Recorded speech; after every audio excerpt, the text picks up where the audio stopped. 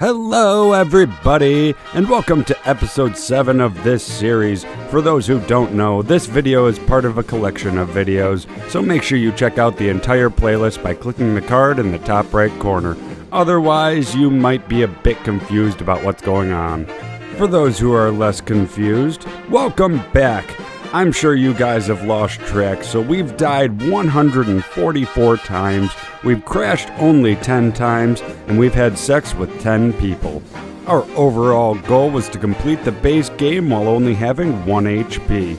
The rules for this run were, number 1, we were not allowed to wear any armor whatsoever. Number 2, we could not have a single companion. Number 3, we were not allowed to use VATs whatsoever.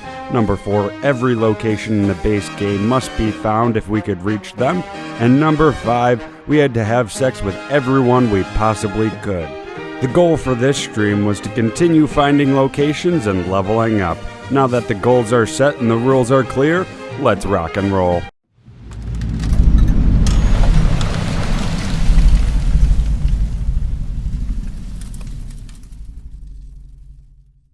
We started where we last left off, in front of the Charleston Cave. We were feeling very brave this stream and a bit foolish. The plan was to run past all of the Night Stalkers, get the loot from the cave, and get out with minimal deaths. The Night Stalkers were invisible, so taking them out one by one was going to be annoying, and we were feeling lazy as well as confident. Running past 2, we kept on moving till we passed another, and it got us over and over and over and over and over again. We spent a long time trying to find the special super sledge called Oh Baby. Way too long, and we died a lot of times looking for that. Eventually we made our way back to the front door with a horde of Night Stalkers directly behind us. We did not know if going through the front door would despawn them, respawn them in the places that they were, or if they would follow us outside. So we got outside, and lo and behold, they did not follow us. Feeling a bit curious, we went back inside, and we died. We died so many times, there was no way we were getting past all of these Night Stalkers right by the entrance. Eventually, we cut our losses and left the cave with absolutely nothing to show for it. I said on stream, we're gonna have to go back there at some point. I was not going to let Charleston Cave win like Silver Peak Mine won. Mark my words, we were going to come back, and we were going to clear the shit out of this cave. Fast traveling from the cave, we went to Prim and walked southeast. At some point, a group of enemies spawned directly in front of us while we were finding locations, and we died. So fast traveling to Prim again, we took a very similar path and were spotted by a bunch of powder gangers who had guns. They took us out quite quickly. These powder gangers were set to spawn and ambush you once you got close enough to the ridge that they could shoot you from, which meant we were not able to snipe them from a distance, nor could we be hidden when they spawned. What we would have to do is trigger their spawn and unload on them before they could even get a shot off. We took him out no problem, but there were 2 more that spawned ahead of us. Luckily we were against a rock and they couldn't see us. We took out one of them, which aggroed the other one. He threw a stick of dynamite at us and then shot us with his gun. Unfortunately, we had forgotten to quick save, so we had to deal with the one on the ridge again. We took him out quickly and quick saved before moving toward the other 2. Luckily, the final 2 had spawned with melee weapons, so we could easily take them out. Moving up the hill, we took out the Jackal gang members and found the Prospector's Den. Technically, we did not have to enter the location at all. We only had to find it on the mini-map, but I wanted to clear the den, since it had some pretty good loot in there. We cleared the cave with absolutely brutal efficiency, using the terrible shotgun. I was really starting to fall in love with this gun. After that, we moved south toward the irradiated craters. We sniped at some centaurs and didn't pay any mind to our Geiger counter ticking away.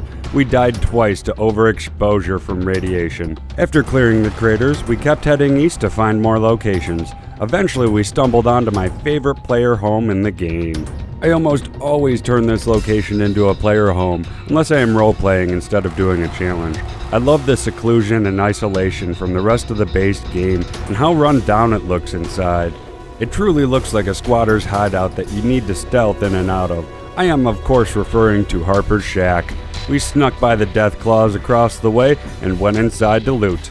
After looting, I tidied up the place a little bit and made the place feel like home. Then we climbed on top of the roof of our new shack and begun to snipe at the Deathclaws one by one with our anti-material rifle until they were all dead. We made our way toward the entrance of Deadwind Cavern, and I debated to myself whether I wanted to even enter this cavern. I was weighing whether it was worth the struggle to get the special weapon and... Oh, look, a skull. Ladies and gentlemen, I am sad to announce this is the second time that we have ended up dying from a skull. This time at least it was a human skull though. Unfortunately, we had also forgotten to quick save after taking out all of the Deathclaw, so we had to snipe them all one by one once again. Even a spider wouldn't be able to foresee this tragedy. After clearing the front of the cavern again, I wondered to myself why I was so nervous. We have cleared this cavern before without getting hit, since the Deathclaws will typically take you out in one swipe anyway. I guess I was just wondering if Cutthroat had strung enough gear. Either way, it was worth a shot. Entering the cave, we found a spot along the wall where we could not get hit and started to snipe at them. Taking a shot, they would run, calm down, walk back, repeat. While taking out these Deathclaw, we leveled up.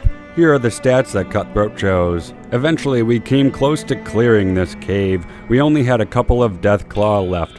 We realigned to take a shot and ended up hitting an invisible wall with an explosive round. Twice.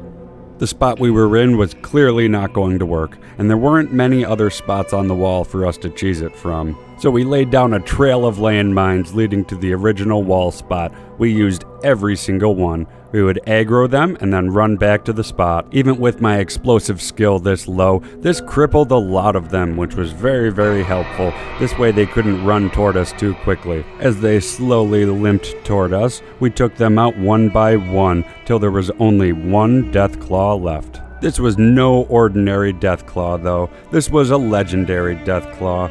This one was programmed to never leave the hatchery in the heart of the cave, which is around a corner. We did some damage with our alien blaster before he started toward the hatchery entrance. We ran away and rethought our strategy. Our alien blaster did not have enough fire rate to deal with the Deathclaw in time. We needed something with a little bit more DPS. I decided to go with Thump Thump, which surprisingly has more DPS than the alien blaster, plus it does splash damage. So we lobbed nades toward the hatchery entrance, till at one point the Deathclaw overextended toward the entrance, and I panicked and we shot way too close. We killed ourselves with a nade. This tactic of lobbing nades was working though, so we continued until the Deathclaw was down to its last sliver of health. So for the memes, we decided to attack him with a meat cleaver. I fully expected to die, and I just wanted to see if I could kill him with a cleaver. We got 2 swings in before the Deathclaw got 1 on us. Feeling unsatisfied, I tried to get a sneak attack with the meat cleaver using a stealth boy, but that didn't work either. So we took out the last of the Deathclaw and headed out of that cave. We went south from there. We eventually crested a hill and came across a pack of night stalkers. They were far too close and spotted us immediately and charged us almost instantly. We may have been able to survive this encounter with the night stalkers if we had more close quarters weaponry out, but we had all American out, so we didn't stand a chance. So avoiding that area altogether, we kept on looking for locations that we could find. We came across Walking Box Cavern. Eventually we decided to clear it. This cave also has night stalkers in it. The first part of the cave we cleared without any issue. We took out Thump Thump and started sending fire nades into the next chamber. This was going well actually, until one of them charged us and got us. So spawning back in, we used the exact same tactic, sending nades into the next corridor. This time 4 of them came out to give us a hug. Respawning and trying the same tactic again, we got some really good hits with Thump Thump and ended them all. Leaving that cave, we stumbled into a different cave. This cave I personally despise. This cave gave me a lot of grief on my previous run. This cave shouldn't be as difficult as I give it credit for, but alas, in my eyes, this cave is cursed. I am of course talking about Brockflower Cave. The last run we did was a YOLO run. We were not allowed to die or else we had to restart from the very beginning. We went into this cave and found a spot where we could snipe at almost all of the rats. We accidentally fell from this spot while about half of the rats were still alive and in the cave. They all aggroed onto us and we were left running. At one point we got stuck and they all surrounded us and we died. So doing the exact same thing that we did the last run, we went right to the sniper spot. We unfortunately fell out of the spot once again and landed directly next to a rat. They took us out no problem. And so it begins. So we got back into that spot and sniped almost every single one of them. There were still some around some corners hidden. So we took out Mercy and shot a single round, but we were too close to a stalactite and we died. After that, we went into the room off to the side of the cavern where you find Rat Slayer to clear that out. We took out one of them, but didn't notice that they weren't alone. So after clearing that cave, we made our way south and found the Gobi Scout sniper rifle. From there, we took out the invisible, intangible lake lurks that kept on killing us the last stream. Once they were all dead, we went across the wasteland, finding a variety of locations. While we were exploring Camp Guardian, we leveled up. The stats that we chose are on screen right now, and the perk we chose was Tunnel Runner. At one point, we went back into the territory of the Fiends to find some locations that we had missed, one of them being New Vegas Steel. While looting the place, one of the Mr. Handies named Mr. Steel took us out with a plasma blast. At one point, we wanted to discover the scavenger platform in the middle of the lake. For those who have forgotten, this platform has 2 to 3 lake lurks on it. Since you can't do melee attacks while you are floating in water, the lake lurks will shoot at you with their brain blasts the entire time as you approach. You cannot engage them while they're on the platform since you're swimming in water as well. You have to rush them and hope that you don't get hit before you get to the platform, and then you can shoot at them. The platform itself isn't very large though, and doesn't really offer much cover, so you have to take them out quick, otherwise they will rush you with melee. I've had trouble with this platform in the past, and was dreading it now. We swam past the brain blasts, and got onto the platform. From there, we waited, and waited, and waited until they got close enough to where we could take all of them out with the terrible shotgun. Not a single death to count. After such an outstanding performance, I was ready to be hurt again, so we went back to where we were in the beginning, to Charleston Cavern, to clear that out. The first thing we needed to do was figure out whether or not the Night Stalkers had respawned, so we went into the cave, not planning to attack anything but planning to leave directly after we entered. Right before we left, we noticed that there was at least one of them still by the entrance. Since they were all invisible, it was hard to tell. So we went back in there to try to fight them all.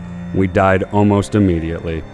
Every Night Stalker was still alive and still right by the entrance. While in shock and awe, we died again because we quick-loaded right into the entrance. So we loaded in outside and we waited 3 days hoping that they would despawn. I have no idea why they didn't despawn. I think it was because we were still in the vicinity of the cave. Either way, we went back in there and we died twice to similar causes. Finally, we tried entering the cave using a stealth boy. I thought that we were way too close to the Night Stalkers and they would detect us regardless of our visibility, but I was wrong, and we entered the cave hidden, and we took them all out with the terrible shotgun. But after that, one of them came running from further in the cave and got us. Unfortunately, once again, we forgot to quick save. I'm starting to notice a pattern here. Anyways, we needed to clear that entrance again, and like always, it wasn't going to be as easy the second time. We died 3 more times, but finally, we cleared the first area, quick saved, and moved forward, taking out the rest of them. We got Oh Baby, and left this dreaded cave for good. Fast traveled for the safety of the gun runners, and we decided to end stream there. In total, we died 39 times this stream and had no problems with crashes the entire time. Unfortunately though, Cutthroat did not have sex with a single soul. Maybe next time, Cutthroat. If you feel like supporting me in a more direct way, don't forget that we have a Patreon page. The link is in the description. One day I'd love to be able to make content full time, so every bit helps me reach my dreams, as well as help me find the time to make these videos and stream. Thank you all so much for watching and supporting. I hope to see you all in the next stream or in the comment section down below. A special thanks goes out to tobirevblackfire for sharing his talents, the folks at EFAP for motivation, and the Mitton squad for inspiration, and every one of you Twitch and Patreon subs. You guys are absolutely the best for your continued support. Peace out.